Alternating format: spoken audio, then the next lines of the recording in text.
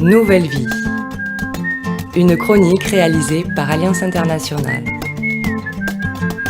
Nous retrouvons aujourd'hui le témoignage de Laure, médecin volontaire à Cabinda. Je prends mes marques, dit le jeune médecin. D'abord faire le point en arrivant sur les patients les plus graves, puis consulter le reste de la journée les autres, qui vivent dans la cour de l'hôpital avec leur famille. Ici, ce sont les parents qui s'occupent entièrement de leur enfant, le nourrir, le laver, se présenter à la consultation lorsque l'enfant est appelé au mégaphone, récupérer les traitements, les administrer, mais aussi surveiller l'enfant pour signaler tout signe d'aggravation. Si les parents ne se manifestent pas, il n'y a aucun moyen de suivre l'enfant, ni même de savoir s'il reçoit ses médicaments. Chaque jour, de nouveaux patients affluent après plusieurs heures, voire plusieurs jours de marche, parfois dans un état critique. La médecine traditionnelle, voire la sorcellerie, reste souvent le premier recours, ce qui peut entraîner un retard important, parfois fatal, à la prise en charge du malade.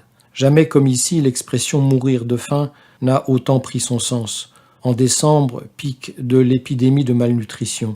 C'est tous les jours que j'entends les hurlements des mamans me signalant que leur enfant vient de mourir. Au milieu de cette détresse, de belles victoires se produisent malgré tout.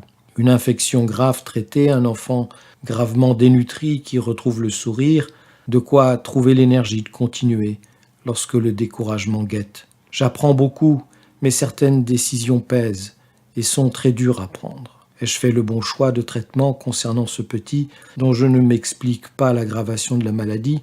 À quel enfant attribuer l'unique appareil à oxygène lorsque 4 en ont besoin? Faut-il vraiment décongeler la dernière poche de la banque de sang pour ce patient si mal en point qui va probablement mourir, alors que cela pourrait permettre d'en sauver un autre? Faut-il continuer à prescrire toutes ces perfusions qui coûtent si cher et risquent de mettre en péril l'économie familiale alors que l'enfant va si mal?